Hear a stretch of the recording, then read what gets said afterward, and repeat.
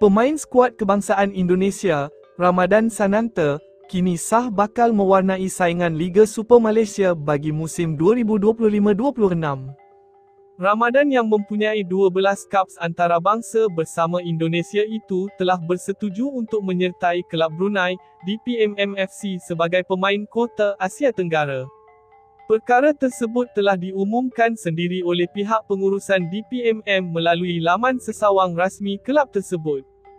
DPMM FC telah memperoleh pemain kota ASEAN, kerana Ramadan Sananta telah bersetuju untuk menyertai pasukan Brunei bagi musim 2025-26.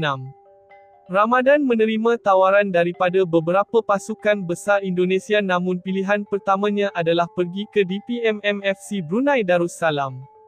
Liga Malaysia 2025-26 akan bermula sekitar pertengahan Ogos 2025 dan kami telah mendapat perjanjian dengan Ramadan Sananta. Ramadan akan ke Brunei bersama keluarganya, umum DPMM. Sepanjang musim 2024-25, Ramadan yang beraksi untuk Persis Solo telah meledak 5 jaringan dalam 29 aksi bersama kelab tersebut.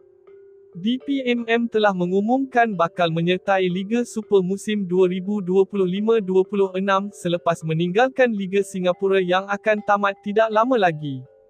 Kelab dari Brunei, DPMM FC mengumumkan akan bersaing dalam kancah Liga Super musim 2025-26 yang dijangka bakal membuka tirainya beberapa bulan dari sekarang.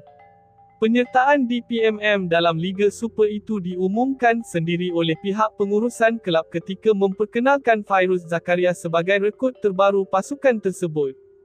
Pemain Brunei dan juga pemain Malaysia dianggap sebagai pemain tempatan untuk DPMM FC untuk musim ini, yang merupakan satu berita yang sangat baik untuk kami. Beliau adalah pemain Malaysia pertama yang akan berada dalam senarai DPMM, umum DPMM.